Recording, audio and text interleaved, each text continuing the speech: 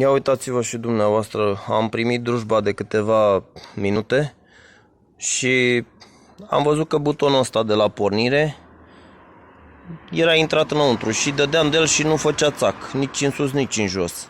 Și am desfăcut capacul la filtru de aer și m-am uitat aici cu atenție și nu știu dacă se observă, butonul este rupt, iar acest fir pur și simplu e în aer, ca să zic așa.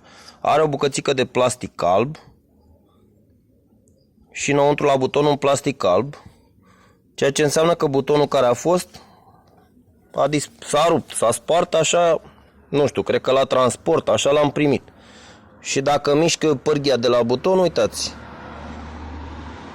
drujbă Blade Alpine 600, nou-nouță, primită de o jumătate de oră.